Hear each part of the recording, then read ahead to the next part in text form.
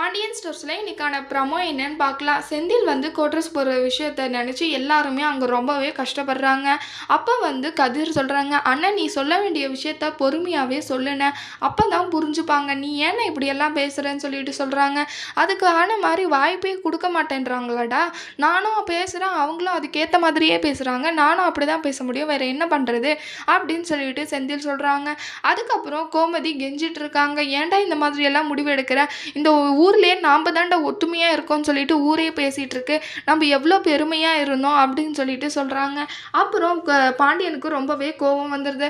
என்ன கோமதி, என்ன நினச்சிட்டு இருக்க நீனு, அவன் தான் உனக்கு மரியாதையே தரமாட்டேன்றால, என்ன மரியாதை இருக்குன்னு நீ அவன்கிட்ட பேசிகிட்டு இருக்க, போகிறேன்னு நினச்சிட்டால, போகட்டும் விடு, அவங்க இஷ்டத்துக்கு அவங்க பண்ணுங்க, உங்களுக்கு என்னென்னலாம் தோணுதோ நீங்கள் எல்லாமே பண்ணிக்கோங்க, என் இஷ்டம் எதுவுமே இல்லை, நீங்களே கேட்டு நீங்களே எல்லாமே தெரிஞ்சுக்கோங்கன்னு சொல்லிட்டு கோவமாக திட்டிட்டு போயிடுறாங்க. அதுக்கப்புறம் கோமதி உட்காந்து அழுந்துட்டு இருக்காங்க. அப்போ மீனா, மயில், ராஜி எல்லாம் உட்காந்து ஆதரவு சொல்லிட்டு இருக்காங்க. என்ன அத்தை விடுங்க, அழாதீங்க, எல்லாம் சரியாயிடும் அப்படின்னு சொல்லிட்டு மயில் சொல்லியிருக்காங்க. என்னடி சொல்கிறது, குடும்பம் எவ்வளோ சந்தோஷமாக இருந்துச்சு, இதுலையாவது நம்ம எல்லாம் ஒற்றுமையாக இருக்கோம்னு நினச்சேன், ஆனால் இப்படி நடக்கும்னு தெரியலடி, யார் கண்ணு பட்டுச்சோ நம்ம குடும்பத்து மேலே அப்படின்னு சொல்லிட்டு ரொம்ப ஃபீல் பண்ணுறாங்க. என்ன அத்தை பண்ணுறது, இதில் செந்திலோட முடிவும் மீனாவோட முடிவும் இருக்கிறப்ப நம்ம என்ன பண்ண முடியும், என்ன நடக்கணுமோ அதுதானே அத்தை நடக்கும் அப்படின்னு சொல்லிட்டு மயில் சொல்கிறாங்க. உடனே மீனா சொல்கிறாங்க, என்னக்கா இப்படி சொல்கிறீங்க, நான் தான் ஏற்கனவே சொன்னல என்னோட முடிவு இது எதுலுமே இல்லை, அவரோட தனிப்பட்ட விருப்பம் தான் அதில் அப்படின்னு சொல்லிட்டு சொன்னேன்ல, ஏன் அக்கா இப்படி சொல்கிறீங்க, எனக்கு இதில் கொஞ்சம் கூட விருப்பம் இல்லை அப்படின்னு சொல்லிட்டு மீனா சொல்கிறாங்க.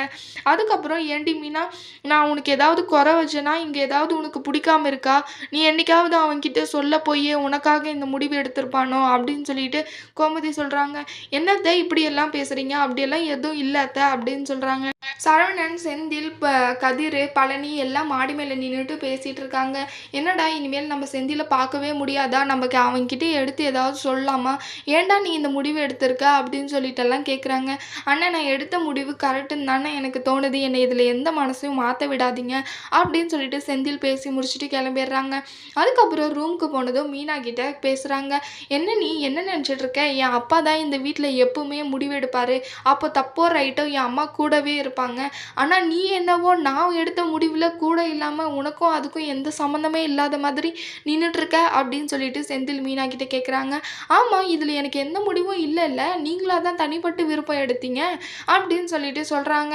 இருந்தாலுமே எனக்கு பிடிச்சிருக்குன்றதுக்காகவாவது நான் அங்கே இருந்து நான் சொல்லியிருக்கணும்ல, நீனே எனக்கும் இதில் விருப்பம் இருக்குது, நான் தான் சொல்லியிருக்கேன்னு சொல்லியிருக்கலாம்ல, இப்போ நான் அங்கே கெட்டவனாக நின்றுட்டுருக்கேன்ல, அதெல்லாம் பார்த்துட்டு நீ சும்மா தானே நின்றுட்டு இருந்த அப்படின்னு சொல்லிட்டு திட்டுறாங்க. அதுக்கப்புறம் காலையில் எந்திரிச்சதுமே பாண்டியன் கிட்ட போயிட்டு சொல்கிறாங்க, நான் உங்ககிட்ட கொஞ்சம் பேசணும் அப்படின்னு சொல்லிட்டு சொல்கிறாங்க. அப்போ வந்து உடனே கோமதி சொல்கிறாங்க, என்னடா மனசு மாறிட்டியா, நீ இங்கே இருக்கியா, போக மாட்டேல்ல அப்படின்னு சொல்லிட்டு ஆசையாக வந்து கேட்குறாங்க. உடனே அதெல்லாம் இல்லைம்மா, நாளைக்கே நல்ல நாளாக இருக்குது, நாளைக்கே நான் பால் காய்ச்ச போடலான்னு சொல்லிட்டு இருக்கேன் அப்படின்னு சொல்கிறாங்க. அப்போ வந்து மயில் கேட்குறாங்க, என்ன மீனா நீ வந்து கிச்சனில் 2 பேரும் ஒன்றா தான் இருந்தோம், அப்போ இதை பற்றி கொஞ்சம் கூட எதுவுமே சொல்லவே இல்லை அப்படின்னு சொல்லிட்டு மயில் கேட்குறாங்க. ஏற்கனவே கோட்ரஸ் போகிறேன்னு சொல்லி எடுத்த முடிவுக்கு எனக்கும் அதுக்கும் எந்த சம்மந்தம் இல்லையோ, அதே மாதிரி தான் இந்த பால் காய்ச்சற விழாவுக்கும் எனக்கும் எந்த சம்மந்தமும் இல்லை அப்படின்னு சொல்லிட்டு சொல்கிறாங்க மீனா. அதுக்கப்புறம் இவர் எப்போ ஜோசிக்காரரை போய் பார்த்து நாள் குறிச்சாரோ நேரம் குறிச்சாரோ எனக்கு எதுவுமே தெரியாதுன்னு சொல்லிட்டு மீனா சொல்லிடுறாங்க. அதுக்கப்புறம் எல்லாரும் அதை கேட்டு ரொம்பவே ஃபீல் பண்ணுறாங்க. அடுத்து என்னெல்லாம் நடக்க போகுதுன்னு வரப்போகிற எபிசோடில் பார்க்கலாம். இந்த வீடியோ பிடிச்சிருந்தா லைக் பண்ணுங்கள். பாய்.